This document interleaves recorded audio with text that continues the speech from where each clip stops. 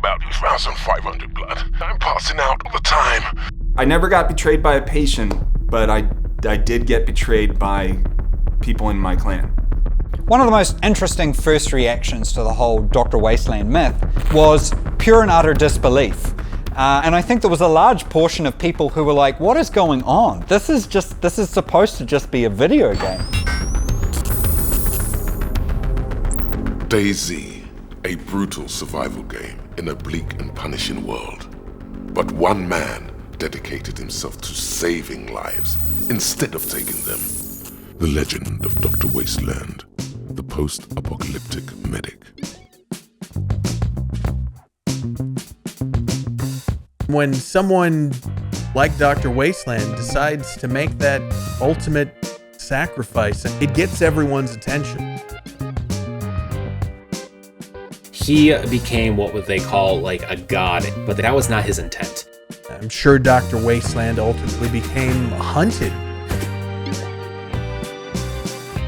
This game is set up to kill everything that's in it. DayZ is an open-world game set on a sprawling map in the remnants of a zombie apocalypse. Players hunt for food and weapons, fighting zombies and each other for survival. Some form ruthless bandit gangs, others play alone. And when you die, you lose everything. Low on blood, still bleeding, need bandage and blood transfusion if possible.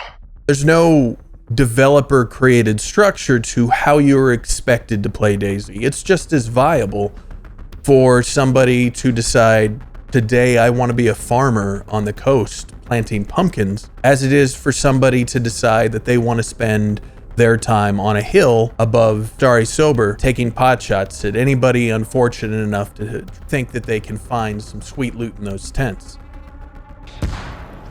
Part of what drives the tension of encounters with other players in DayZ is the sheer brutality of how it handles loss. When you die in DayZ, it is an absolute loss of everything. And it is the tension from that loss, losing all of your progress, that drives the heart-pounding stress when you encounter a random player. Most players in DayZ attempted to survive by joining merciless bandit clans, but one player stood out by doing something entirely different. To be honest, when I first heard about this player who was going around just randomly helping people, I thought it was a myth. And it really broke through at this time when the negative behaviors were starting to really come in strong. And then out of nowhere, this legendary Dr. Wasteland comes out. Dr. Wasteland was a mysterious Samaritan in the DayZ community. But who was he? My name is Doug Watkins, and I'm Dr. Wasteland MD. The zombies came through the walls and just hacked me up pretty good. Flashing red, almost dead. I'm outside of Cherno, in the opened up area past the woods up north from the gas station, looking for a pet to hunt and eat. Please help. Need blood. And I'm coughing. I played other survival games, but DayZ was really a whole new experience for me because I'd never played one that was so hyper-realistic. Tried my hand at being a bandit, and that didn't work out so well. I wasn't very good at the whole shooting thing, and so I put down my weapons and I picked up medical supplies and I started calling myself a medic and offering to help people, no questions asked. And I remember the first people who would comment on that forum thread were like, this is definitely a trick. He's definitely a bandit. He's definitely gonna kill you when he comes out there. And so I started to realize how important trust was to the whole thing. After I started helping some people out, the only thing I would ask them to do is go and post their story on the forum. Because in my mind, that would help build trust and, people could understand that they could actually come to me for help and that I was legit. I was alone, I was scared, and I was bleeding out. If it wasn't for him, I would have died. DayZ was a cruel game, but DayZ also became context for cooperation. Nothing told players what to do or how to behave, and you weren't awarded points for being good or evil. The systems that were in place, particularly around the medical stuff, were actually a direct result of me trying to create a tool to train soldiers. So blood bags as a mechanic was about being able to kind of refill your health through an action of another player. So you'd locate these empty blood bags around, and then you'd have to find a willing or maybe not so willing donor to provide it. So you actually ended up with occasionally these roving gangs of blood bandits who would go around and kidnap players, keep them fed to get blood that they could use for their own operations. I have broken legs and I'm in pain. I've crawled for about an hour to try to get to Electra Hospital, but I can't get past the zombies. I recall one early mission in the early days of being Dr. Wasteland where I was pretty sure that I was where the patient was going to be, and then the patient logged in, and it was an absolute rush. You don't know as the medic if you can trust this person. You know, just like they don't know if they can trust you and you might be just trying to kill them, they might just be trying to lure you out into the open to take your stuff and be able to say that they killed Dr. Wasteland, you know? But this one was, it was basically just in a tree line, and I dropped all my stuff, and then I worked with the patient. It was one of my very, very first ones. And they were extremely happy that I had fixed them. And I was like halfway into the next town about an hour later, and they walked right past me. And I was like, oh, hey. And they were like, oh, hey, Doc. And so it was funny because it was a way of, it was so different from what you would normally expect in DayZ. Everyone is untrustworthy in DayZ. And so to finally start having interactions where people are like showing a little more of their humanity and not just in this hyper aggressive mode was really, really fun. In my opinion, the hardest way to play DayZ is the way Dr. Wasteland was playing it, on pretty much every level.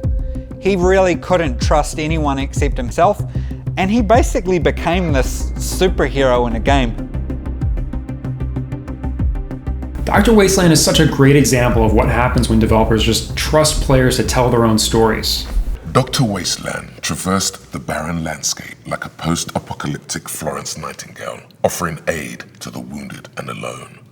And word of his good work soon began to spread.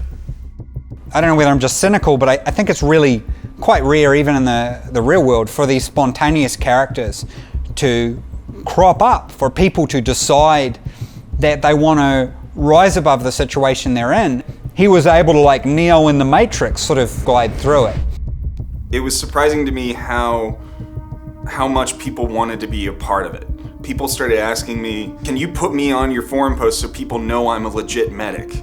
And so I had to start vetting medics, making sure that they were a real medic, and I had a system where they had to go and do their first patient completely by themselves without any help whatsoever, and then have that patient come back to the forum and post their story about what happened to them.